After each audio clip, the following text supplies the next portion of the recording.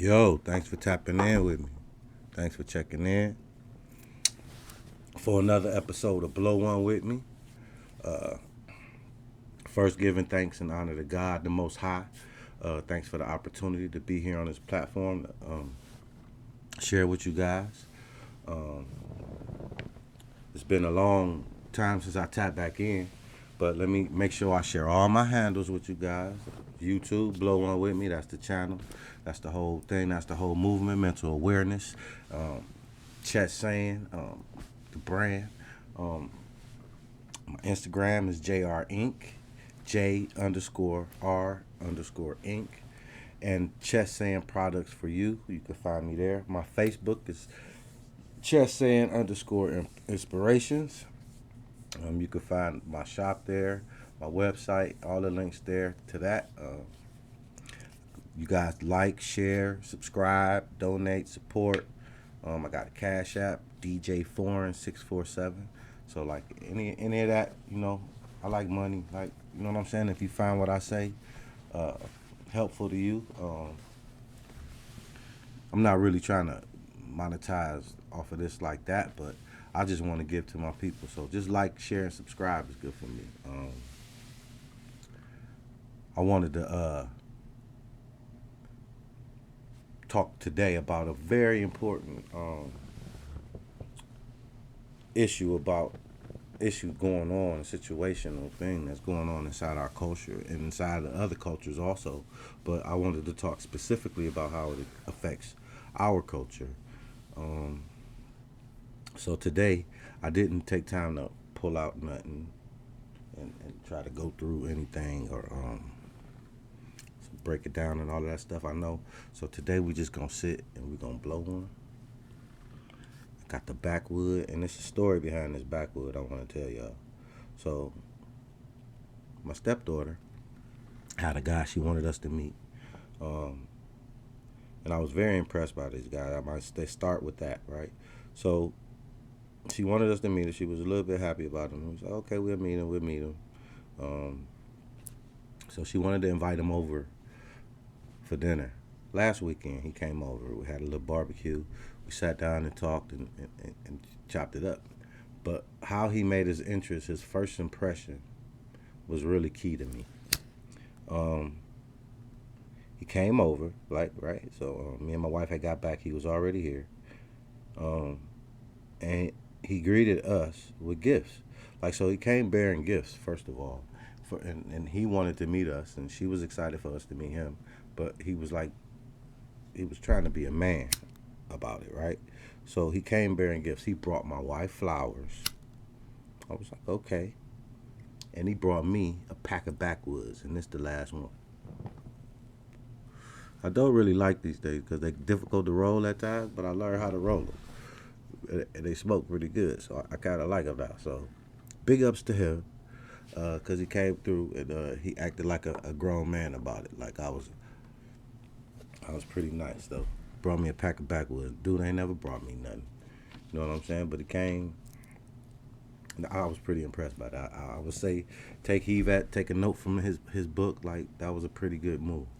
So today's topic like is a pretty deep one. And I'm only scratching the surface with this today, guys. But like you could unpack this, go back and look and do some research on your own, and just look up this word. And to start off, I'll give you a few synonyms to build up to this word. And these words describe exactly what this does to us. Um, and the first word is weakens. It weakens our culture as a whole. Um, it weakens us. It dilutes us. It dilutes who we are as people, man, woman. It erodes our families. It tears us apart. It breaks us down. It's asinine. It's just ass backwards. It impoverishes us from stability. Like we don't get stability. We don't get to grow. It stunts our growth. Um, it really taints a lot of things. And one thing that it does, it undermines our purpose and our ability to be kings, to be queens on this earth, like to live like we're supposed to live. Um, and that word is emasculation. So the emasculation of men is the title today, is the subject today. Um, and the definition of that word, I'm going to read. Depriving a man of his role or identity, to be made weak or less effective. So, a masculinity, taking away a man's manhood, making him feel less than, belittled, um, all those synonyms. And yes, our women are guilty of doing this to us. Um, I don't quite know if they really interested in knowing, and maybe because some of that is our own fault, man, guys. So if you figure this out, like today's episode is, I'm kind of gearing it towards the women, but I do gotta address us fellas. And so, like, I start off by saying, we got to do better as guys, as men, to our women, to our ladies. And I'm speaking of people that are in relationships. I know we got these independent men. Guys like to be single, and we got women that like to be independent and hold their own. And they don't want nothing from a guy. But to those that desire or want to be in a relationship, or trying to make things better inside their relationship, or trying to understand or get to a point in their relationship where they could grow, or they feel stumped, and may find something in this message today that could help them.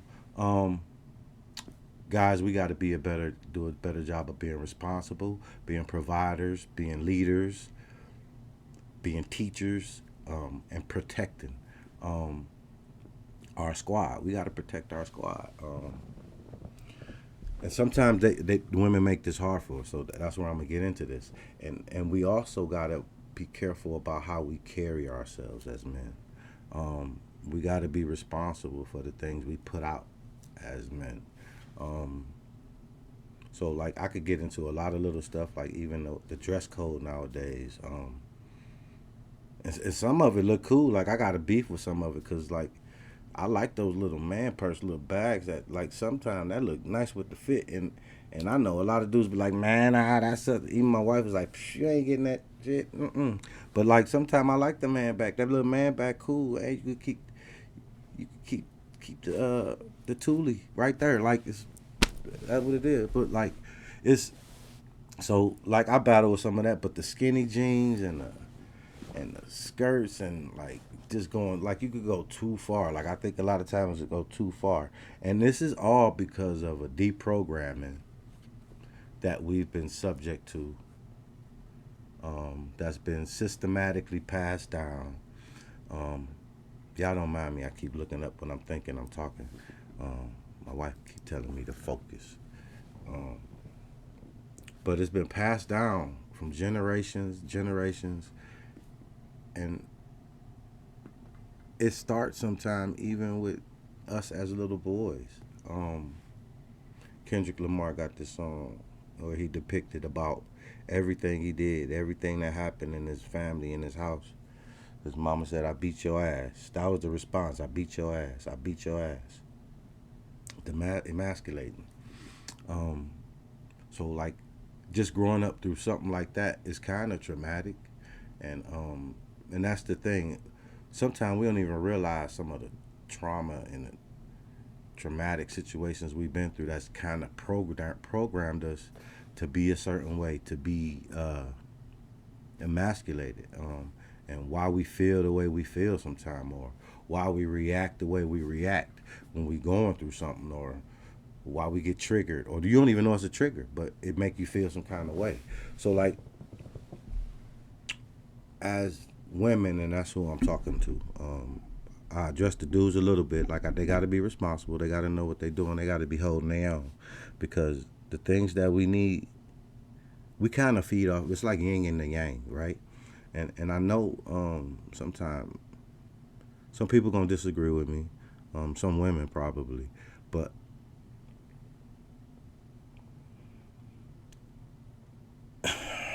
hold on. Some women feel like they need to be the dad, or like when Father's Day come around, you always see all the posts. I got to be both the dad and the mother. So happy Father's Day to me, and things like that. And I understand what they're trying to say, but a woman can't raise a child into a man. She could point him in the right direction. She can give him knowledge about being a man, but to feel like and to know what it is and the job of being a man, we think totally different. We operate totally different. So like it requires some type of man or manly image input into a son, even if the father was, because there's all kind of things why a child could be fatherless. The father could have passed away. He could have been fighting for his country. He could have, anything could have happened. Incarcerated. Like there's many things in this system that have oppressed us and that we fight against to try to be able to be who we need to be. But the one thing that I feel like that we need to check ourselves about and be accountable to ourselves about is what we do to cripple ourselves or to hold ourselves down or to stop us from growing. And so that's why I approach this emasculation in this type form, because we're both, as men and women, are both responsible for this, but I'm kind of digging at the women right now. And don't mind me, but I'm about to dig at y'all a little bit. So, like, some of the things that oppress us with emasculation, some of those things are kind of in government forms. We could speak about child support, fellas. We could talk about the prison system. We could talk about the whole systematic oppression, like things not being so available to us trying to get it out the mud. Like literally, we got to get it out the mud.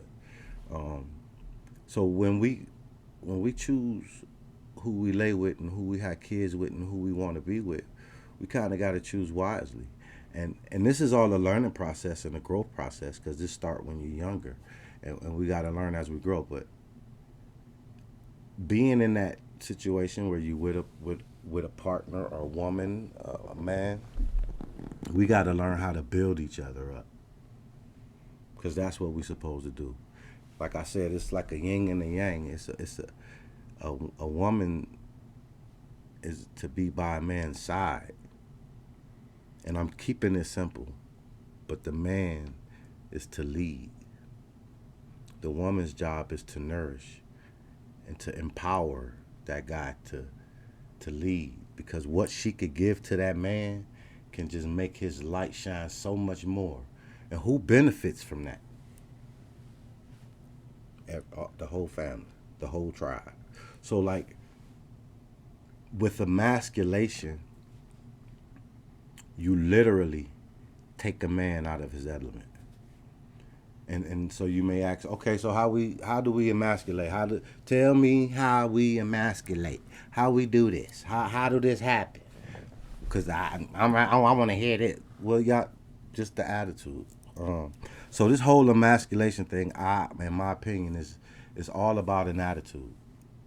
And like I said, it come back from the '60s, and way back before then, when we were depicted in films as slaves and black faces and things like that, and the woman in the kitchen, and she gets sassy with the husband of the family because she could get a little smart with him and check him and get him together. It was accepted, and this was entertainment to white folk back then. So it's been passed on, and it's been fed, and it's been brewed into the angry black woman, literally. And sometimes you guys praise being an angry black woman, and sometimes we've even accepted it and even been turned on by the angry black woman or the feistiness in a woman, right? But sometimes it could be damaging. And there's balance to everything, guys. There's balance to everything. So what we need to do as a people are together, and I'm addressing the women, I need the women to be accountable for those types of things that they do. By being emasculating, and how I could get to this point, and what I gotta describe, and try to get you guys to understand. I'm talking to women. What I'm trying to get you to understand about a general guy, like the general foundation and baseline to a guy, is some of the things that what a man wants. And I'm gonna keep it simple. I'm gonna just name four basic things that a guy wants, right? Respect. How you value our mind.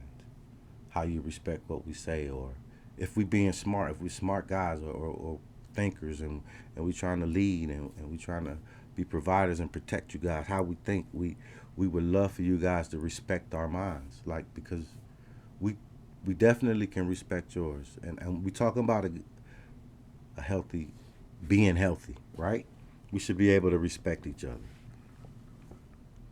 A peace of mind, knowing you got a support system, knowing you got somebody that got your back, knowing you got somewhere that you could just, when you get home, you could just be like, that's big to a guy. Like, that's big to a man. That's big to a family man. Loyalty. And loyalty consists of honesty, trust, being able to know, like, loyalty is like over love, because, like, for somebody to have loyalty to you, they have to love you. They have to have some sense of love and caring about you. So if they're loyal to you, they definitely love you, and definitely some love and affection. So those, like, type four basic things that a guy need. And I know I could probably throw four more in there, and it's probably gonna touch every guy's. Two of them gonna touch every guy's bag. Like, it's gonna be in his bag, that what he need from his woman. And I know out of those four things, me and even my own experience, I've been slighted in every area. And the thing is, it probably went too far in every area in some point, right? And the thing, and the bottom line to these emasculating types of things, and I'm not going to get into too many examples of how women do it, but you know how you could be disrespectful. You know how you can cause ruckus, being a bitch. But you get praise from it when your girl call you a bitch. Bitch! Yeah, like, it's like that mindset, that whole mindset. Like, you got to change your mindset around that. Loyalty, like, that's within itself. So if you find yourself emasculating your man, he probably then, I'm going too far, but he done probably shut down. Now he ain't paying attention, and you go and find something else, being disloyal. Like, however, and love and affection. Like, sometimes women use that as the pro tool, right? Or that's the only time that a woman finds herself being submissive. I know that's a trigger word, submissive, but we go into that too. But, like, some women only submissive in the bed. Like, that's the only time they want to lay there and get controlled or whatever. But, like, literally, that ain't the only time you're supposed to be submissive. And I know that's a trigger word. We're going to talk about it in a second. But I wanted to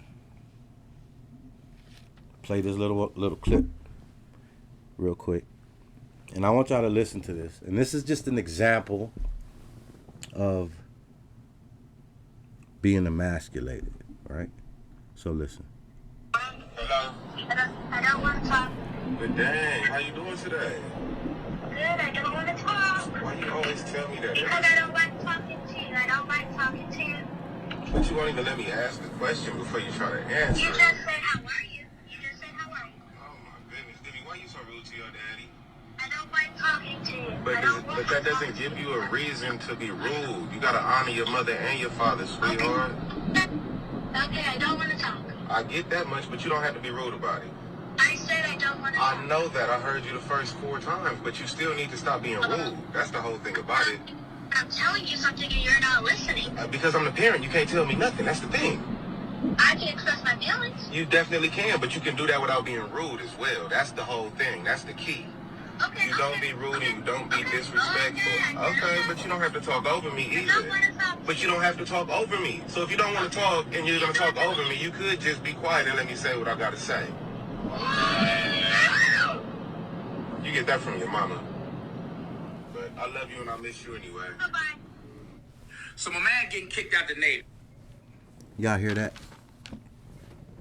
So, I'm going to let y'all hear that one more time. One more time. One more time. Hello? I don't want to talk. But dang, how you doing today? Good, I don't want to talk. Why you always tell me that? Because I don't like talking to you. I don't like talking to you. But you won't even let me ask the question before you try to answer. You just said, how are you? You just said, how are you? Oh my goodness, Demi, why you so rude to your daddy? I don't like talking to you. But that doesn't give you a reason to be rude. You gotta honor your mother and your father, sweetheart. Okay, I don't want to talk. I get that much, but you don't have to be rude about it. I said I don't want to I talk. know that. I heard you the first 4 times, but you still need to stop being rude. That's the whole thing about it. I'm telling you something and you're not listening. Because I'm the parent, you can't tell me nothing. That's the thing. I can express my feelings. You definitely can, but you can do that without being rude as well. That's the whole thing. That's the key. Okay. You don't be rude and you don't be disrespectful. Okay, but you don't have to talk over me either. But you don't have to talk over me. So if you don't want to talk